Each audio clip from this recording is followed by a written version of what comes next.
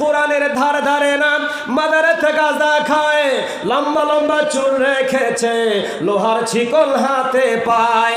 ওরাই নাকি আল্লাহর ওলি, ওরাই নাকি আল্লাহর ওলি। ওদের বলে কোন গাধায়, ওদের বলে কোন গাধায়। ঠিক কিনা ভাইয়েরা আমার? এই পাগলগুলো মারেফতের নামে মরার ফাঁদ তৈরি করেছে। যেই আয়াতের ব্যাখ্যা বিশ্লেষণ দুনিয়ার কোনো আলেম করলেন না, ওই আয়াতের ব্যাখ্যা গোপনে গোপনে ওরা খানকায় বসে বসে মহাকাল দেখিতে ভাই লাল টুকু টুকু, ভিতরে দেখো তার কালো ভুরু ভুরু। পাখিরাও ঘৃণা করে, কাছে না যায়, ঘৃণার কারণে তাকে শিয়ালো না খায়। ঠিক কিনা? আসুন আমরা একটু গভীর আলোচনার দিকে যাই। অল্প সময় আমি কথা বলবো। আমাদের ঝাড় জঙ্গলে একটা ফল পাওয়া যায়, লাল টুকটুকে ফল। এই ফলটার নাম হলো মাকাল ফল। ঠিক না? মুরব্বীরা যারা আছেন তারা চেনেন। এখন তো বন জঙ্গল কমে যাওয়ায় আর এই ফল আমরা দেখতে পাই না। ফলটি দেখতে একদম কমলা লেবুর মতো। এটাকে পাখিও খায় না, ভিতরে ছাগলের নাদির মতো কালো ভুরু ভুরু। পাখিও খায় না, শিয়ালও এটাকে খায় না, কিন্তু ফলটা দেখতে অনেক চমৎকার। মনে হয় দেখতে খুব সুস্বাদু হবে খেতে। আসলে কি এই ফল খাওয়া যায়? জোরে বলেন, যায়? আমাদের সমাজের ভিতরে কিছু মানুষ আছে, ওই সকল মানুষের কথাবার্তা আলাপ আলোচনা শুনলে মনে হয় আল্লাহর ফেরেশতার চেয়েও বুঝি এরা দামি। কথা বলে না, এত চমৎকার কথা তারা বলতে পারে। আর লেনদেনের ক্ষেত্রে এত নগণ্য, এত জঘন্য, যা না করলে বোঝা যায় না। উপরে ফিটফাট, ভিতরে সদরঘাট। আছে না নাই? সমাজে কিছু মেয়ে মানুষ আছে, এই মেয়ে মানুষগুলো বাজারে চলে হেলে ধুলে, মাথার চুল, কপালের ভুরু, ওড়না পোশাক, টাইট প্যান্ট, হাই হিল জুতা, এরপরে বাইসাইকেল ইত্যাদি ইত্যাদি। আমাদের সমাজে এই মেয়েগুলোকে মহিলা বলা হয়। মহিলা বলতে সব মেয়েদেরকেই মহিলা বলে। ঠিক না?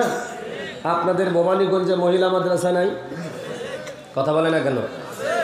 তাহলে মহিলা মাদ্রাসায় কি বিবাহের পরে পড়ানো হয় না আগে পড়ানো হয়? তাইলে আগে যারা পড়ে তারাও মহিলা, বিয়ের পরে যারা হয় তারাও মহিলা, সব মহিলা।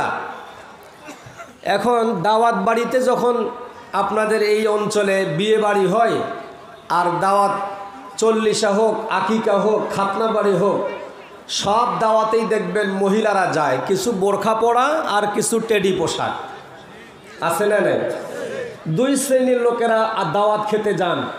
দাওয়াত যিনি দিয়েছেন মেজবান, উনি বলেন যে এই মহিলা টহিলাগুলা বসিবার দাও। কথা বলে না। মহিলা টহিলা, মহিলা টহিলাগুলা বসিবার দাও। আচ্ছা ভাই, আমি আপনাদেরকে প্রশ্ন করি, মহিলা কি আর টহিলা কি? এটা জানার দরকার আছে না? কারা কারা জানতে চান একটু হাত তুলে দেখান তো। লিল্লাহি তাকবীর, লিল্লাহি তাকবীর।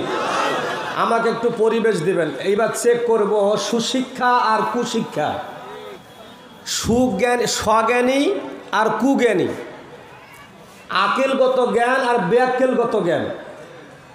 আমাদের উত্তর অঞ্চলে এক প্রবীণ বক্তা আছে, বলে খাপ্পা আর বেখাপ্পা। আছে না নাই? তো এই খাপ্পা আর বেখাপ্পা, এখন দেখবেন খাপ্পা যারা, এরা বোঝে, আকেলগত জ্ঞান আছে, বংশগতভাবে এরা খুব ভালো বংশের মানুষ, ইশারা ইঙ্গিতে কথা বোঝে। আর বেখাপ্পা, এর নাম হলো বেআক্কেল, আর কান ধরিয়া মোসরাইলেও কথা বুঝে না। কথা বলেন? আমি আর মোসরা মসরি করব না। এখন আক্কেলওয়ালা লোকগুলাকে বলবো, ভাই যদি আক্কেল থাকে তাহলে একটু মেহরবানি করে আমার সাথে দাঁড়াবেন, আর সামনে যার যতটুকুন ফাঁকা আক্কেল থাকলে পূরণ করবেন। হয় খাপ্পা। কথা বুঝেন নাই? আজ দেখলে বসিবার পায়াও, জাগা পায়াও বসে না, এরা হলো বেখাপ্পা। ঠিক কি না? অতএব ভাই বেখাপ্পা বাইরত যাও আর খাপ্পা বইসো, এখানে ভাঙ্গা ভুলা আলাপ। খাপ্পা বসবে আর বেখাপ্পা ওই বাহিরত টহিলা আছে উঠে যাও, এইটা তোমার জায়গা নাই। নারায়ে তাকবীর। বাস একে আলোচনা স্টার্ট করিব। স্টার্ট করলে শেষে একদম স্টার্ট থামিবে, মাঝখানে কাউ ডিস্টার্ব করিবেন না। এ ফুসুর ভাষার আলাপ এগুলা চলবে না, চলবে। এখন আসুন আমরা সূরা আসর পড়েছি, তারপরে রাসূল করিম সাল্লাল্লাহু আলাইহি ওয়াসাল্লামের পবিত্র জবান থেকে ছোট্ট একটা হাদিস পড়েছি। হাদিসের ভাষ্য অনুযায়ী আমরা বুঝতে পারলাম যে তলাবুল ইলমি ফারিজাতুন আলা কুল্লি মুসলিম অল মুসলিমাত, প্রত্যেক নর এবং নারীকে ইলমে দিন শিক্ষা করা ফরজ। কথা বলেন, এইটা আজ থেকে 1450 বছর আগে ফরজ ছিল, এখন ফরজের সাথে আর একটা যোগ হয়েছে, বলবো ওটার নাম গরজ। ওটার নাম কি? গরজ। গরজ হলো আপনি যদি এশার নামাজের নিয়ত করিয়ান শুরু করেন আল্লাহু আকবার, এখন আপনাকে নামাজ পড়তে হবে, ঠিক কি না? ইতিমধ্যেই আপনার পাশের বাড়িতে আগুন লাগিয়ে গেছে, এখন নামাজ আগত পড়িবেন না আগুন নিভাবেন? কথা কেন? ফতুয়া ভালো করে দেন, নামাজ আগে না আগুন নিভাইতে হবে আগে? এরা কিতাব না পড়িয়া গেছে, বুঝাবুঝি নাই। আরে ভাই হাঁটুয়ার কাপড় তোলা হয়েছে ফরজ তরফ, কিন্তু হাগিবার সময় কি করিবে? কাপড় উঠাইতে হবে না? অতএব গরজের সামনে ফরজের মূল্য নাই, ফরজ পরে গরজ আগে। ওই যে আমার বাড়ির ঘরের হুজুর রে আজ বাংলা আওয়াজ চলিবে। এখন বর্তমান যে পরিস্থিতি আমাদের বাংলাদেশে, এতে করে প্রত্যেকটা নর এবং প্রত্যেকটা নারীকে এলেম শিক্ষা করা ফরজের উপর দিয়ে গরজ, ঠিক কি না ভাইয়েরা? আমার আসেন, এখন এলেম শিখতে গেলে কি হবে, এলেম না শিখলে কি হবে? দুইটা অপশন। এলেম কাকে বলে, জাহেল কাকে বলে, জানার দরকার আছে না?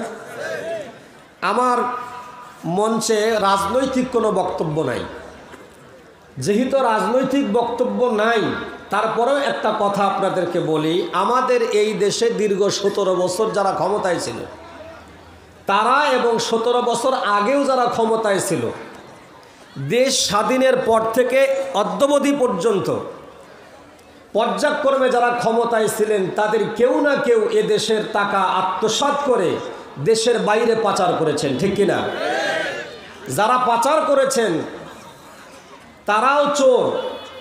আপনার ভবানীগঞ্জের বাজার থেকে একটা সাইকেল চুরি হয়, দোকান থেকে ক্যাশ থেকে কিছু টাকা চুরি হয়, আপনার বাড়ির ছাগলটা রাস্তা দিয়ে যাইতে চুরি করে নিয়ে যায়, এইটাও চোর।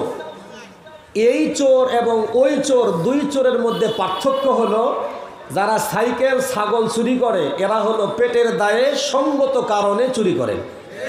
কথা বলে না? এইগুলা ধরা পাওয়ার পর পাশে হাত বান্ধিয়া গাছের সাথে লটকেয়া বেদম মারপিট চলে, আর বাপের নাম হুশ হেরে দেয়। কথা বলে না? কিন্তু যেই চোরগুলো ক্ষমতার চেয়ারে বসে কলমের খোঁচা দিয়ে কোটি কোটি টাকা চুরি করে দেশের বাইরে দিল, এরা কি পেটের দায়ে? কথা বলেন, এরা কি অশিক্ষিত? এরা কি মূর্খ?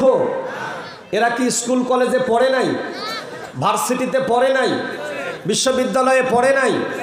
তাহলে এই লেখাপড়া করা মানুষগুলা, সুশিক্ষিত মানুষগুলা, যাদেরকে আমরা মিছিল করে করে আমার নেতা তোমার নেতা, অমুক নেতা তমুক নেতা, অমুক নেতার চরিত্র ফুলের মতো পবিত্র, একেবারে এই যে ফুলের টোপা দেখেন, এই টোপার উদাহরণ দিয়ে আমরা যাদেরকে চেয়ারে বসাইলাম, ওই কিছুদিন যাওয়ার পরে টাকা খালি কলম দিয়ে চুরিয়ে করে করি বিদেশের মাটিতে নাকি বেগম পাড়া বানাইছে।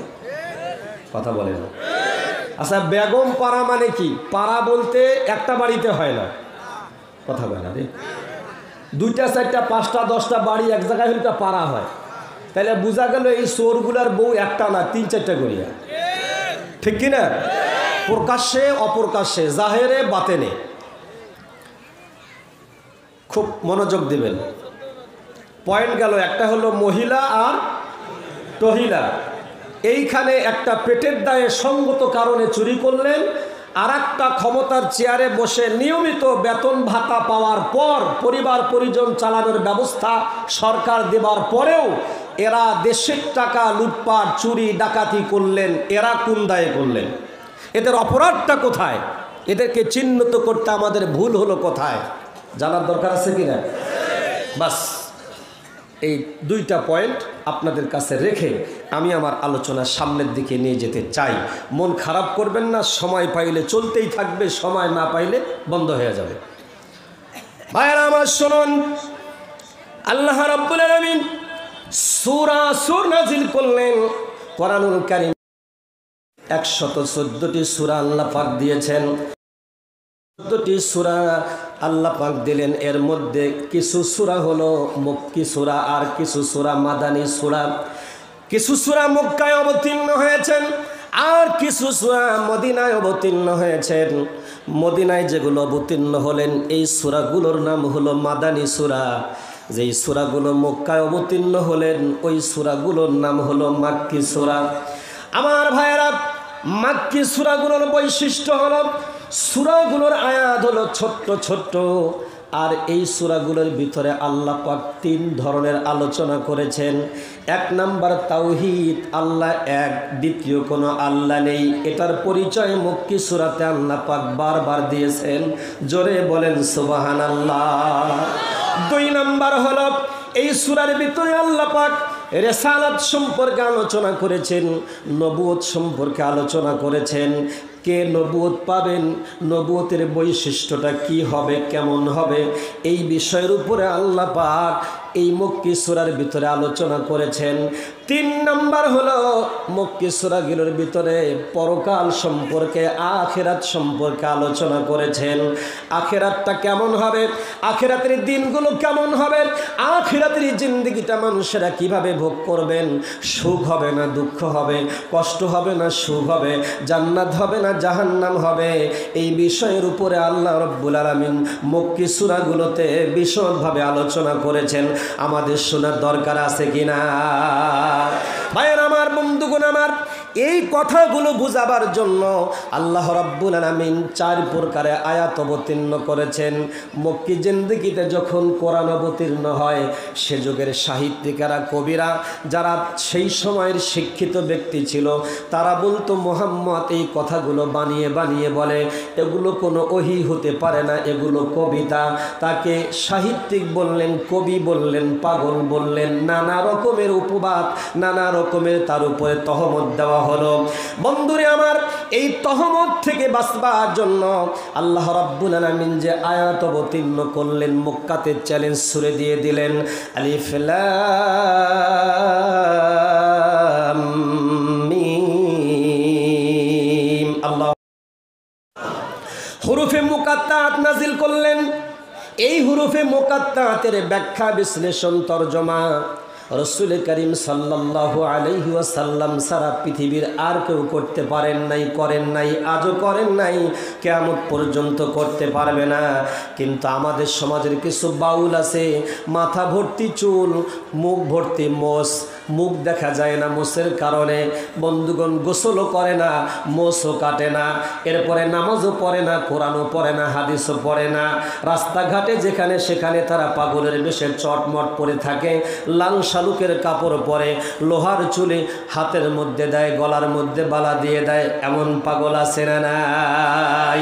কোরআনের ধার ধারে না, মাদারেতে গাঁজা খায়, লম্বা লম্বা চুল রেখেছে, লোহার ছিকল হাতে পায়, ওরাই নাকি আল্লাহর ওলি, ওরাই নাকি আল্লাহর ওলি, ওদের বলে কোন গাধায়, ওদের বলে কোন গাধায়, ঠিক কিনা? ভাইয়েরা আমার, এই পাগলগুলো মারেফতের নামে মরার ফাঁদ তৈরি করেছে। যেই আয়াতের ব্যাখ্যা বিশ্লেষণ দুনিয়ার কোনো আলেম করলেন না, ওই আয়াতের ব্যাখ্যা গোপনে গোপনে ওরা খানকায় বসে বসে আবু লাহাবের 2 হাত, তার মাল সামানা ধ্বংস হয়ে যাক, এই ঘটনা সাথে সাথে অবতীর্ণ করা হয়েছে। এই হলো 3 নম্বর আয়াত। 4 নম্বরের বৈশিষ্ট্য হলো আল্লাহ রাব্বুল আলামিন কোরআনুল কারীমের ভিতরে মিসাল স্বরূপ আয়াত অবতীর্ণ করেছেন। আল্লাহ পাক হুদুদ পাখির কথা বলেছেন, পিপিলিকার কথা বলেছেন, মৌমাছির কথা বলেছেন, মরা গাধার কথা বলেছেন। মানুষ কিভাবে মৃত্যু থেকে জিন্দা হয় সেই ঘটনাও আল্লাহ কোরআনুল কারীমে হযরত ইব্রাহিম আলাইহিস সালামের মাধ্যমে জানায় দিয়েছেন। একটু জোরে বলা যাবে কি সুবহানাল্লাহ? মানুষ কিভাবে মৃত্যু থেকে জিন্দা হয় এই ঘটনা আমি আপনাদের সামনে তুলে ধরলে 1 ঘন্টার সময়ের প্রয়োজন হবে। ভাইরা আমার, সেই দিকে না গিয়ে আপনাদেরকে আরেকটা জায়গার দিকে নিয়ে চলে যাই। আল্লাহ রাব্বুল আলামিন এই 4 প্রকারের আয়াত দিয়ে যে কোরআনুল কারীম নাজিল করেছেন, এই কোরআন কি সত্য? আরো জোরে। যারা বলেন নাই তারা কিন্তু মিথ্যাবাদী হয়ে যাবেন। এই কোরআন কি মিথ্যা না সত্য? আমরা যে আয়াত পড়লাম, সূরা পড়লাম, এই সূরাটা মিথ্যা না সত্য?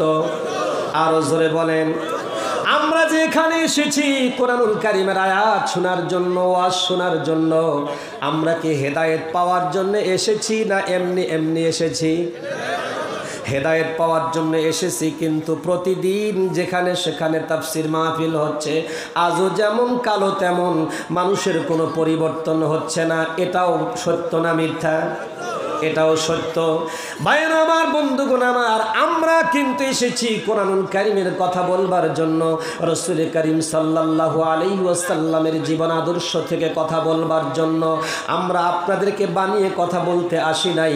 আমরা এসেছি মানুষ যেন বেনামাজিগুলো নামাজি হয়, অসত্য মানুষগুলো সত্য হয়, রোজা বেরোজদার মানুষগুলো রোজাদার হয়, যাকাত দেয় না ওই মানুষগুলো আমাদের কথা শুনে যেন সম্পদের হিসাব করে যাকাত দেয়। যেই লোকটা হজ করে না, সম্পদ আছে, আমাদের বক্তৃতার ভিতর দিয়ে তার আকলের ভিতরে ঢুকে যাবে, আমার এখন হজ ফরজ হয়েছে, মেয়ের দোহাই দিয়ে, ছেলের দোহাই দিয়ে, বুড়া হওয়ার দোহাই দিয়ে আমাকে আর দেরি করা যাবে না। যদি দেরি করি তাহলে ইহুদি খ্রিস্টান হয়ে মারা যাব, জান্নাত কপালে জুটবে না। জোরে বলেন ঠিক কিনা? আমাদের বক্তব্য হলো, আমাদের আশা হলো, আমাদের বয়ান হলো, আপনি আলোচনা শুনে হজ করেন নাই, হজ করবেন, যাকাত দিতেন না, যাকাত দিবেন, এরপরে রোজা রাখতেন না, রোজা রাখবেন, নামাজ পড়তেন না, নামাজ পড়বেন, আমার মায়েরা পর্দা করতেন না, পর্দা করবেন, সুদ খাইতেন, বাদ দিয়ে সুদ খাবেন না, হালাল পথে উপার্জন করবেন। আল ঠেলে মানুষের জমি দখল করেছেন, এখন আর আল ঠেলা যাবে না, জমিটা হিসাব নিকাশ করে বের করে দিয়ে দিবেন। হযরত ওমর রাদিয়াল্লাহু তাআলা একদিন কাঙ্ক্ষে কলসি নিয়ে পানি নিয়ে যাচ্ছেন, এমত অবস্থায় 2 জন ব্যক্তি জমির আল নিয়ে মারামারি করতেছেন, ঝগড়াঝাটি করতেছেন। ওই সময় হযরত ওমর রাদিয়াল্লাহু তাআলা ওই পথ দিয়ে যাচ্ছেন। 2 জন জমিওয়ালা আমিরুল মুমিনিন হযরত ওমরকে থামায় দিলেন, ওমর একটু থামো, আমাদের এই ফয়সালাটা করে দিয়ে দাও। হযরত ওমর রাদিয়াল্লাহু তাআলা পানির কলসিটা, পানির মশকটা তার হাতের উপরে আছে, মাটিতে নামান না। অনেকক্ষণ যাবতের আলোচনা শুনলেন, জমির আল ঠেলাঠেলি, একটা কোরআন নিয়ে চলতেছে, তাদের ভিতরে বিবাদ চলতেছে। হযরত ওমর দীর্ঘ সময় কলসি হাতে নিয়ে, মশক হাতে নিয়ে তাদের আলোচনা সমালোচনা এটাকে নিষ্পত্তি করার চেষ্টা করলেন, কিন্তু কোনো মতেই হচ্ছে না। প্রয়োজন হবে অনেক সময়। লোকেরা বলল, আমিরুল মুমিনিন কলসিটা মাটিতে রাখেন, সমাধানটা করে দিয়ে যান। আমিরুল মুমিনিন বলতেছেন, না, আমার এই কলসিটার কলসির নিচে, মশকের নিচে এটা ভেজা আছে, আমি যদি জমিনে রাখি তাহলে তোমাদের এই জমিন থেকে কিছু মাটি আমার কলসিতে উঠে যদি চলে যায় আমার বাড়িতে, কিয়ামতের দিন এই মাটির জন্য আমাকে আল্লাহ। 2 জন ঝগড়াকারী, ওরা বুঝতে, যান আপনি চলে যান, আমাদের বিচার করতে হবে না, আমরা বিচার আপনার কাছ থেকে পেয়ে গেছি।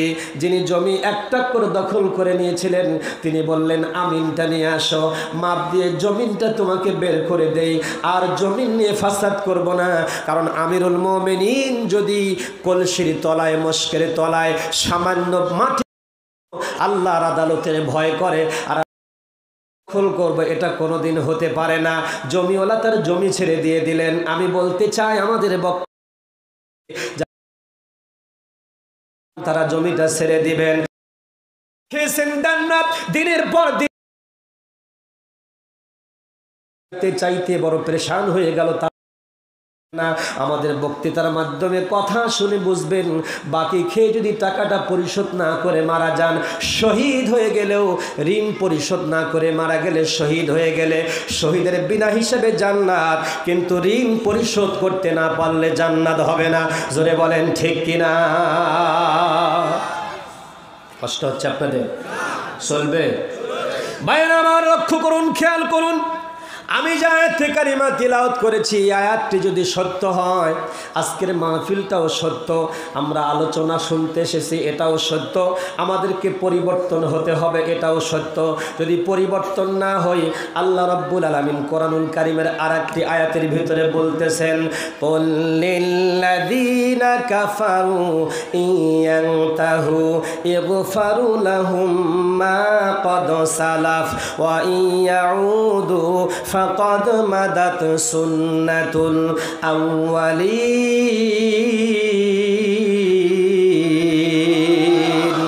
আল্লাহ পাক বলেন, নবী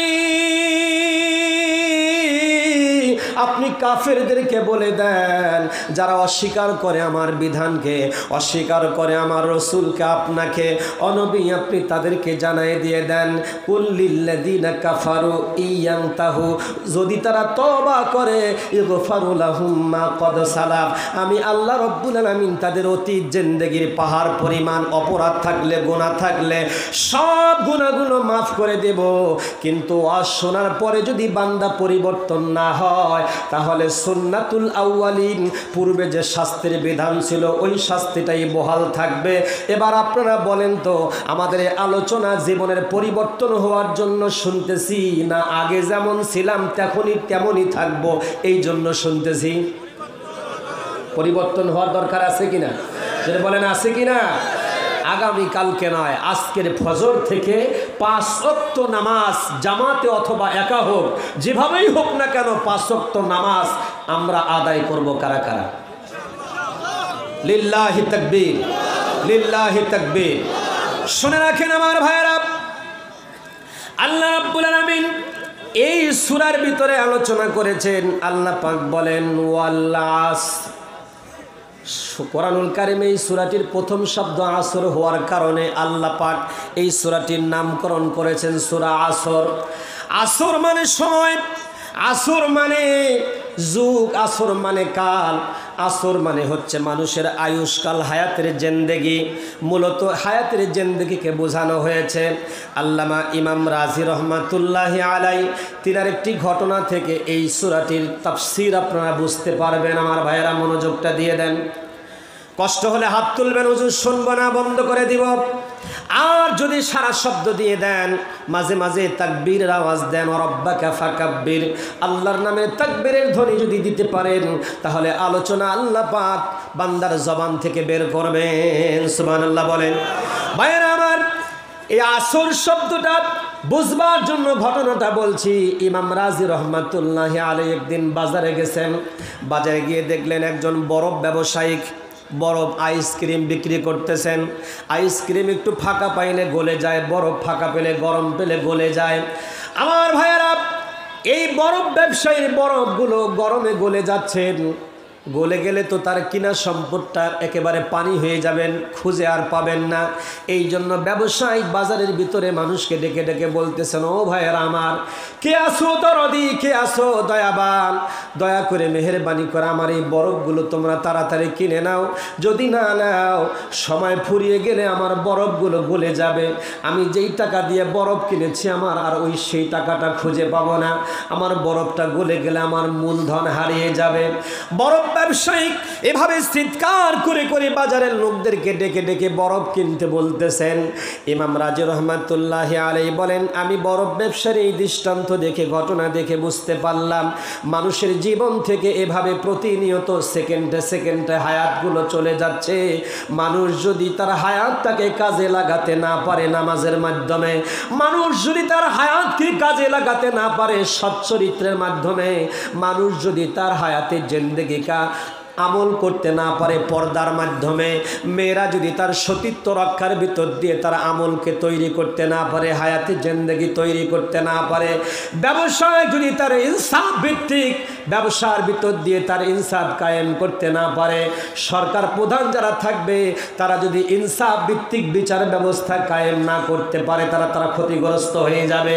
ইনসাফ ভিত্তিক বিচার ব্যবস্থা কায়েম করলে তারা তাদের জীবনটা দামি বানাতে পারবে। আমার ভাইয়েরা, এই হলো আমাদের আয়ুষ্কাল।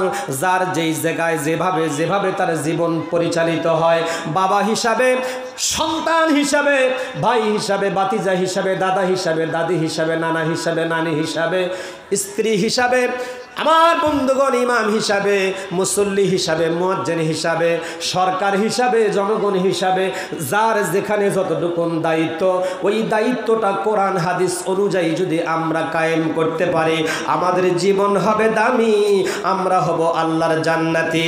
আর যদি আমাদের জীবনটা কোরআন পরিপন্থী, রসুলের আদর্শ অনুযায়ী না হয়ে মানব রচিত আইনে হয়ে যায়, মানুষের তৈরি করা আদর্শে হয়ে যায়, তাহলে আমরা হয়ে যাব ক্ষতিগ্রস্ত। এবার বলেন তো, আল্লাহ পাক কোরআন অবতীর্ণ করেছেন আমাদের ক্ষতি করার জন্য না আমাদের উপকারের জন্য? আরো জোরে বলেন, আমাদের কাফের হওয়ার জন্য না ইমানদার হওয়ার জন্য? তাহলে কোরআন শুনে যদি আমরা পরিবর্তন হই, আমরা হব ইমানদার। কোরআন শুনে যদি আমরা পরিবর্তন না হই, তাহলে আমরা ফাসেক হব, বেঈমান হব, কাফের হয়ে যাব। আমার বন্ধুগণ, কোরআন শুনি কিন্তু পরিবর্তন হই না। আজও যেমন কালো যেমন এই মানুষগুলো হবে সুম্মাজদাদু, তাদের জীবনটা কুফরির উপরে বিদ্যমান হবে। সুম্মা আমানু সুম্মা কাফারু, সুম্মা আমানু সুম্মা কাফারু সুম্মাজদাদু কুফরাল্লাম ইয়াকুন একটা মানুষ মাহফিলে যায়, ঈমান আনে, মাহফিল থেকে চলে যায়, আবার ঈমান হারা হয়ে যায়, আবার মসজিদে যায়, ঈমান আনে, মসজিদ থেকে বের হয়ে যায়, ঈমানটা তার নষ্ট হয়ে যায়। এইভাবে একবার ঈমান আনে, আবার কুফরি করে, আবার ঈমান আনে, আবার কুফরি করে, এরপরে মৃত্যুর আগে সে কুফরির উপরে বিদ্যমান থাকে। আমার বন্ধুগণ, এভাবে যদি আমরা মুনাফিকি মুসল্লি হই, মুনাফিকি শ্রোতা হই, আমাদের জীবনের পরিবর্তন হবে না তো হবে না, মৃত্যুটাও হবে কাফেরি অবস্থায়, ঠিক কিনা? ভাইয়েরা আমার, বন্ধুগণ আমার, আসুন আলোচনা আপনাদেরকে সামনের দিকে নিয়ে যেতে চাই। আল্লাহ রাব্বুল আলামিন বলেন, ওয়াল আসর ইন্নাল ইনসানা লাফি খুসর। ওয়াল আসর, সময়ের কসম, হায়াতে জিন্দেগির কসম, কালের কসম, যুগের কসম। বান্দা বুঝে থাকলে পরিবর্তন হবে, বুঝে না থাকলে পরিবর্তন হবে না, হাজারো চেষ্টার পরেও হবে না।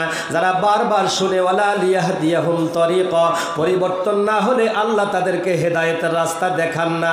এবার বলেন, হেদায়েত পাওয়ার জন্য নিজেকে চেষ্টা করতে হবে না হেদায়েত আপনার কাছে যাবে? আপনি হেদায়েতের কাছে যাবেন না হেদায়েত আপনার কাছে যাবে? কথা বলে না। হেদায়েতের কাছে আমরা যাব না হেদায়েত আমাদের কাছে আসবে?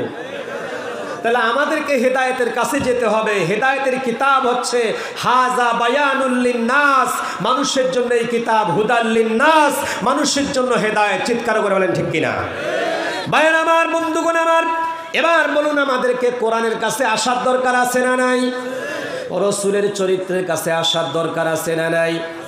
এইটা আসতে গেলে কার কাছে যাইতে হবে সেইটা একটু আমাদের বিবেচ্য বিষয়। কোন জায়গায় গেলে আমরা কোরআন পাবো, কোন জায়গায় গেলে কোরআনের চরিত্র পাবো, কোন জায়গায় গেলে আমরা রসুলকে পাবো, কোন জায়গায় গেলে রসুলের আদর্শ গ্রহণ করতে পারবো, এই মাকামটা চিনে চিনে আমাদেরকে সামনের দিকে আগাতে হবে। আর মাকাম না চিনে, স্থান না চিনে যদি আগাই, তাহলে পিচ্ছিল হয়ে আমরা পথভ্রষ্ট হইয়া জাহান্নামের দিকে যাব। জোরে বলেন ঠিক কিনা? ভাইরা আমার, বন্ধুগণ আমার, খেয়াল করবেন, আমার দুইটা পয়েন্ট আমি রেখে এসেছি, একটা হলো মহিলা আর একটা হলো তহিলা। মনে আছে না নাই? শুনবেন না চলে যাবেন? হ্যাঁ দাদা মনে আছে? জি, আমি ভুলে গেলে আপনারা আমাকে মনে করে দেবেন। আমি আস্তে আস্তে কাপড় খোলাম।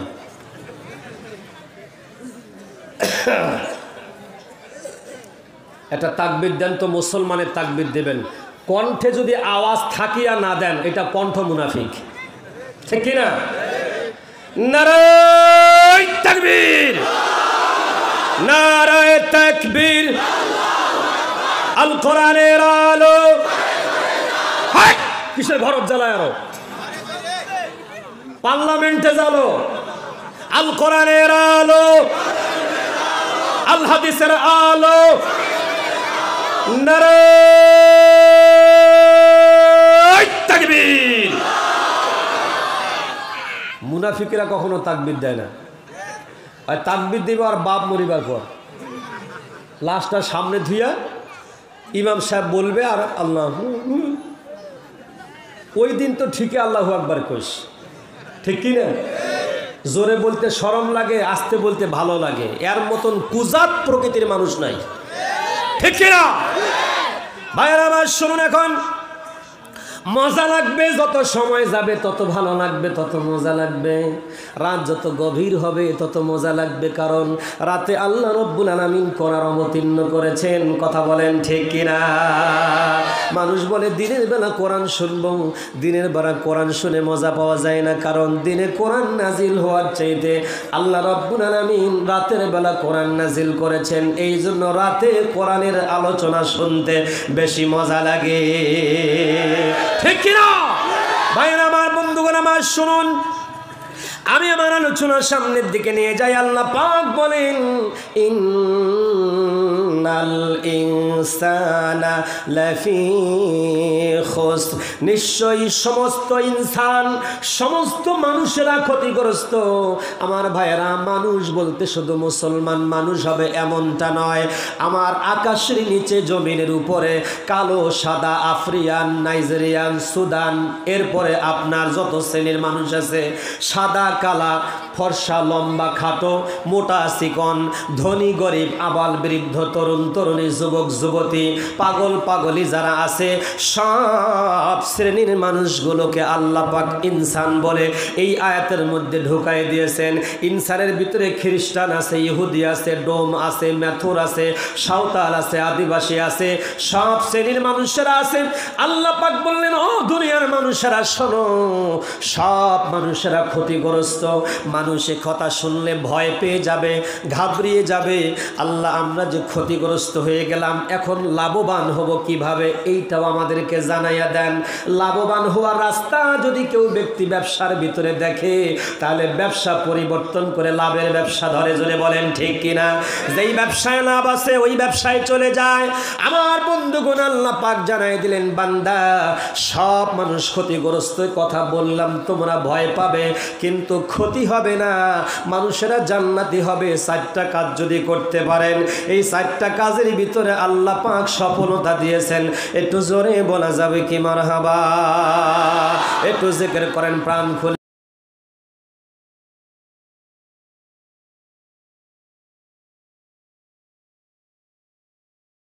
কাজ চালু করতে হবে। খারাপ কাজ করতেও টাকা লাগে, ভালো কাজ করতেও টাকা লাগে। খারাপ কাজে যে টাকা দিলাম, আমি জাহান্নামে যাব, ঈমান আমার কাজ করবে না।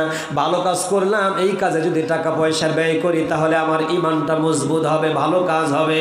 ভাইরা, সুবহানাল্লাহর জিকির যদি করেন, একবার সুবহানাল্লাহ পড়লে আল্লাহ রাব্বুল আলামিন জান্নাতের ভিতরে একটা বৃক্ষ দিবেন, যেই বৃক্ষটার নিচ দিয়ে জান্নাতের তেজওয়াল ঘোড়া 550 বছর পর্যন্ত দৌড়ায় গেল, জান্নাতের গাছের ছায়া শেষ হবে না। জোরে বলা যাবে কি সুবহানাল্লাহ?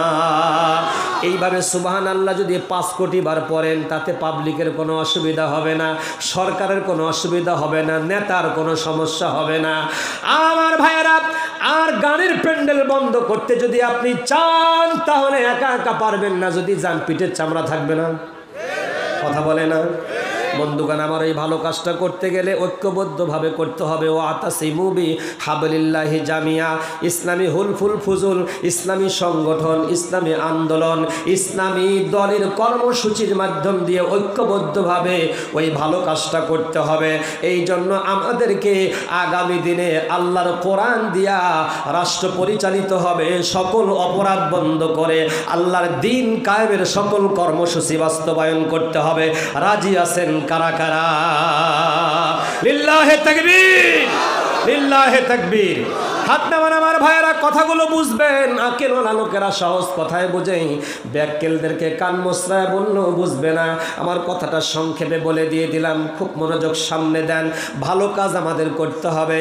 3 নাম্বার কর্মসূচি হলো, ভালো কাজ করতে গেলে শত্রু হয়ে যাবে, আপনার বিরুদ্ধে মামলা দিবে, হামলা দিবে, ঝামলা দিবে, রাতের বেলা বাড়িতে ঢেল ছুড়বে, আপনার বউ বাচ্চাকে ডিস্টার্ব করবে, ব্যবসা ক্ষতি করবে, আবাদে ক্ষতি করবে, এরপরে আপনাকে বিনা দোষে মামলা দিয়া ঝামলায় ফেলবে।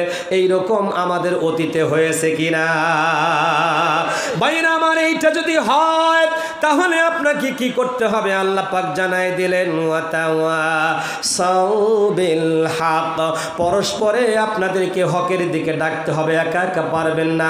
হকের দিকে ডাকলে শত্রু হবে, ওই সময় আপনি কি করবেন আল্লাহ জানাই দেন, ওয়াতাওয়াসাউ বিস সবর।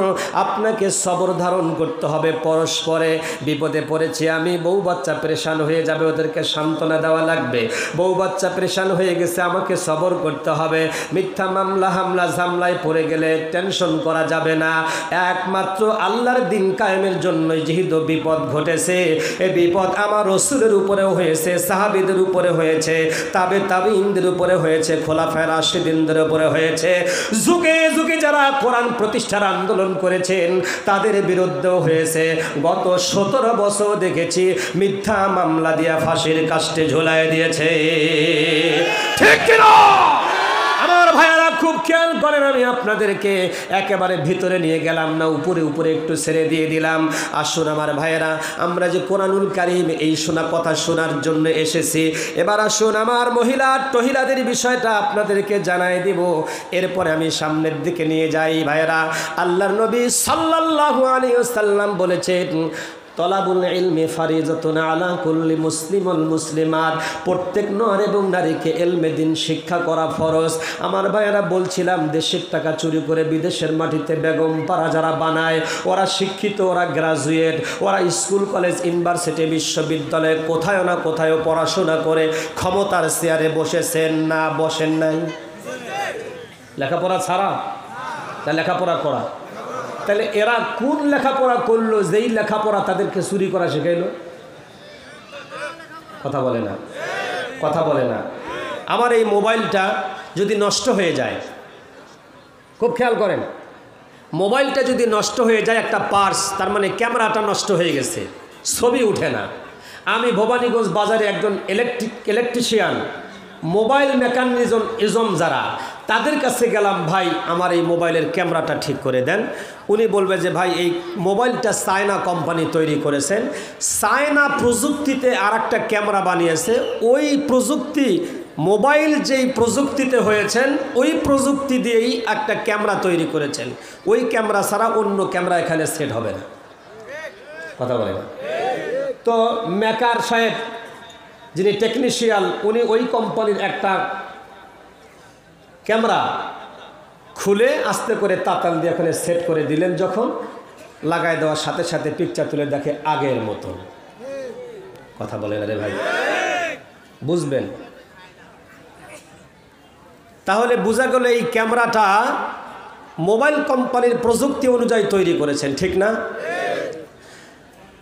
এইটা যদি এই হয়, তাহলে যাদেরকে আমরা ফুলের শুভেচ্ছা দিয়ে ক্ষমতার মসনদে বসালাম, ওসির চেয়ারে বসালাম, ডিসির চেয়ারে বসালাম, এমপি মন্ত্রী, পররাষ্ট্রমন্ত্রী, স্বরাষ্ট্রমন্ত্রী দপ্তরে বসালাম, তাদের যেই কোম্পানিটা, ওই কোম্পানির শিক্ষা ব্যবস্থাটাই হলো চেয়ারে বসার সাথে সাথে ওই চুরি করবে।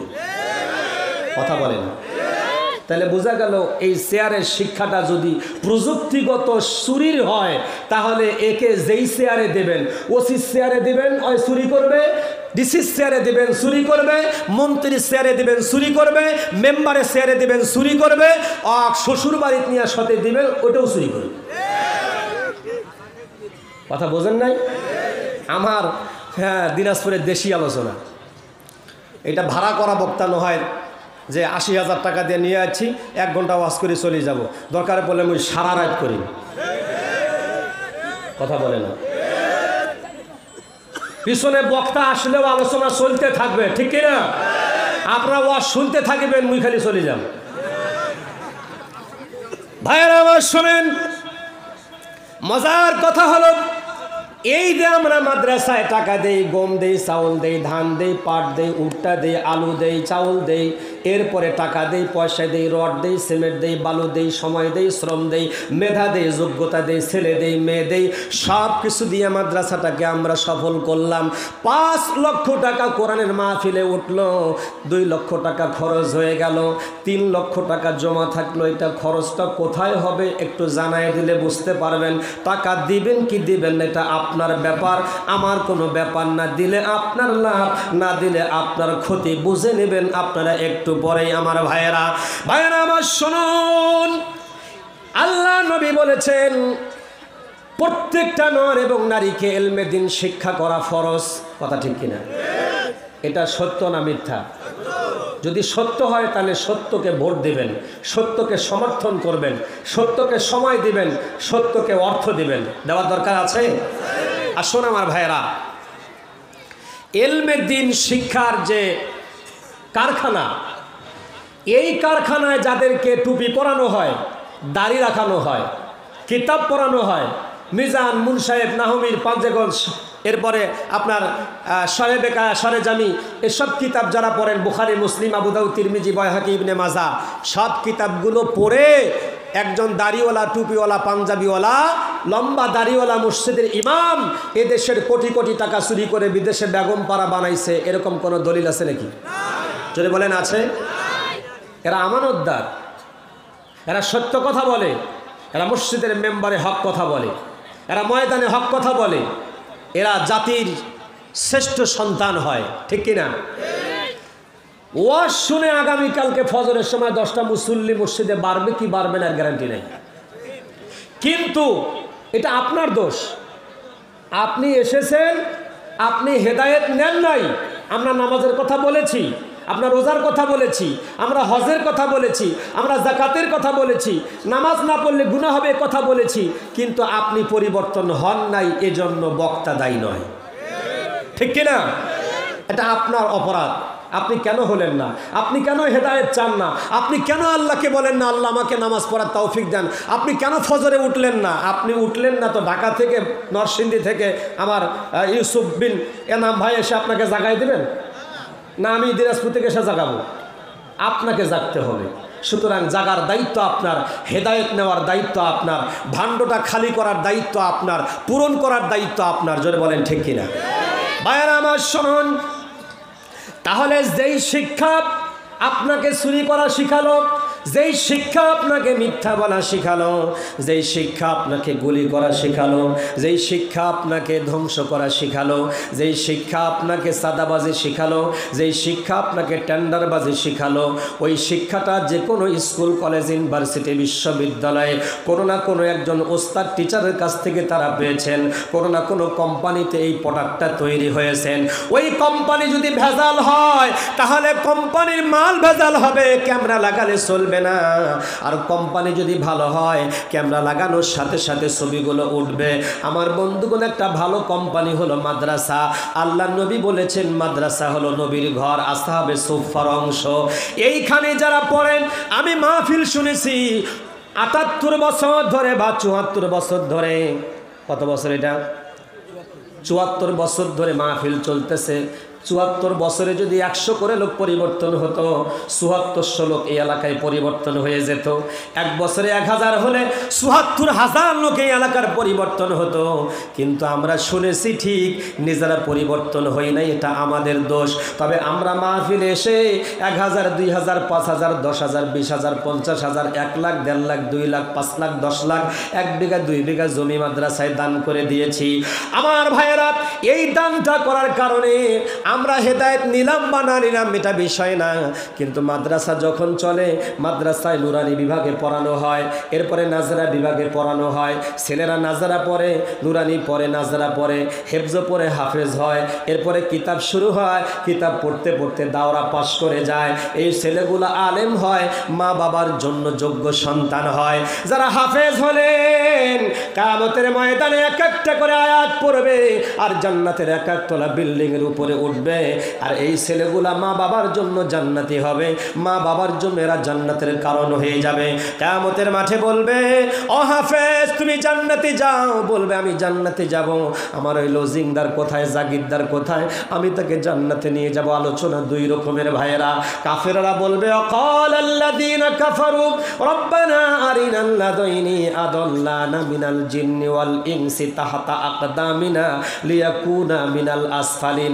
যাদের জন্য জাহান্নামে যাচ্ছি ওদেরকে আমাদের সামনে এনে দেন, ওদেরকে লাথি মেরে জাহান্নামে ফেলে আমরা জান্নাতে যাব। এটা কাফেররা বলবে।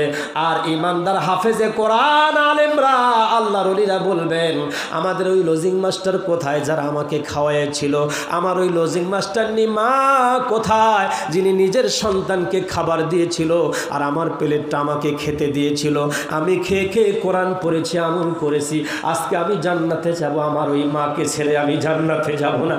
আমার ওই বাবা কোথায় যেই বাবা তার সন্তানকে লালন পালন করেছে আর সেই সাথে আমাকে পোশাক কিনে দিত, আমার খাবারের জন্য হাড় ভাঙা পরিশ্রম করে বাসায় নিয়ে এসে চাউল ডাউল কিনে দিত, তার নিজের সন্তান খাইতো, আমিও খাইতাম, আমার ওই বাবা কোথায়, তারে ছাড়া আমি জান্নাতে যাব না। আমার ওই মা জনম দুঃখী কোথায় যিনি আমাকে 10 মাস 10 দিন পেটে ধারণ করেছিল, আমার ওই মা কোথায় যিনি আমাকে বুকের 2.5 বছর দুগ্ধ পান করিয়েছিল, আমার এই মা কোথায় যিনি আমার মুখের ভাষা ট্যা ট্যা করে বুঝতে পারতো, আমি ট্যা ট্যা করতাম, আমি কান্না করতাম, আমার ওই মা বুঝতে পারতো। ওই মা আমার কোথায়? ওই মা কোথায় যে মায়ের কোলে থাকতাম, মা কোলটা খালি করে মাদ্রাসায় দিয়ে এসেছিল, মা চোখের পানি ফেলে মুছে কাঁদতে কাঁদতে বাড়ির দিকে যায়, কোলের দুধু শিশুটাকে মাদ্রাসায় নামায় দিয়ে চলে যায়, মা কান্দে একদিকে, সন্তান কান্দে আর একদিকে। ওই মাটা আমার কোথায়? আমি তাকে সারা জান্নাতে যাব না, ওই মাকে আমার সামনে এনে দাও।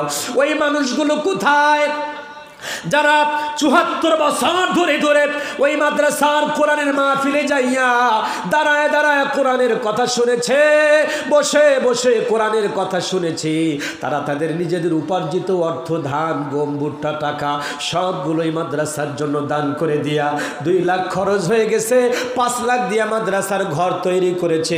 ওই ঘরের মধ্যে যে আলেমগুলো হয়েছিল, ওই আলেমেরা বলবে, ওই মানুষগুলো কোথায়? ওদেরকে আমাদের সামনে এনে দাও, ওরা ছাড়া আমরা জান্নাতে যাব না। আমার ভাইরা যারা আজকে ময়দানে আসছেন, আপনাদের পকেটে যদি হাত দিয়ে 10টা টাকাও থাকে বের করে দিয়ে যান, তাহলে বুঝবেন এই মাদ্রাসায় 74 বছর ধরে যারা আলেম হয়েছে, এদের মধ্যে যারা জান্নাতে যাবে, ওরা আপনাকে ওই 10 টাকার বিনিময়ে জান্নাত ছেড়ে দেবে না, ওই টাকার বিনিময়ে আপনাকে জান্নাতে নিয়ে যাবে।